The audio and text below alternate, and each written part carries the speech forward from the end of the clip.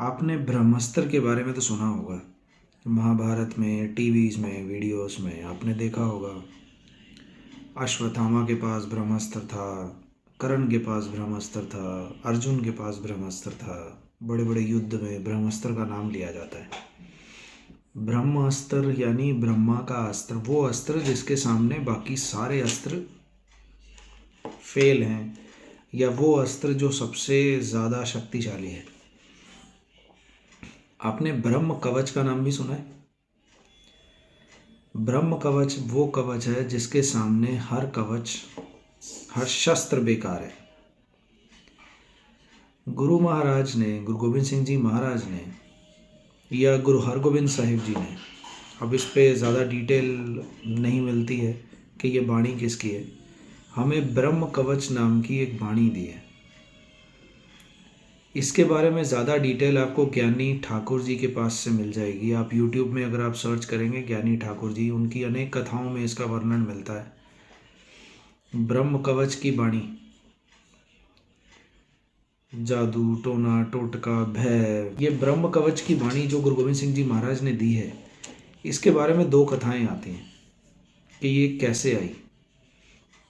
जी बनारस के एक पंडित हैं जिसका वर्णन आता है। एक कथा इस प्रकार है, उन्होंने गुरु गोविंद सिंह जी महाराज को कहा कि चंडी माता को प्रकट कर सकते हैं वो हवन करके। तो गुरु गोविंद सिंह जी महाराज ने उनको सारी हवन सामग्री दी और वो कई दिनों तक, कई महीनों तक कोशिश करते रहे, लेकिन माँ चंडी प्रकट नहीं हुई। तो गुरु गोविंद सिंह जी महाराज ने सारी की सारी सामग्री एक ही साथ उस हवन कुंड में डाली और आग की लपटें उठी। उस आग की लपटों में से एक तलवार प्रकट हुई और गोविंद सिंह जी महाराज ने, गुरु साहब ने वो तलवार हाथ में पकड़ के ये ब्रह्म कवच की बाणी का उच्चारण किया। और एक कथा इस प्रकार है कि भाई मनी सिंह जी और बाबा दीप सिंह जी के कहने पर गुरु गोविंद सिंह जी महाराज ने ये बाणी का उच्चारण किया। हाथ में अपनी कृपान, जो कृपान वो पहनते थे, उसको हाथ में पकड़ के इसका उच्चारण किया। बाबा दीप सिंह जी ने और भाई मनी सिंह जी ने गुरु साहब को ये कहा कि जब हम जंग में जाते हैं तो सामने जो मुगल हैं वो कलमा पढ़ के आते हैं, जिससे कि हमारी तलवारों का मुख मुड़ जाता है। तो कोई ऐसी बाणी, ऐसी शक्ति हमें दो कि जिससे कि हम उन पे भारी पड़ सकें। तो गुरु साहिबान ने ये ब्रह्म कवच की बाणी का उच्चारण किया।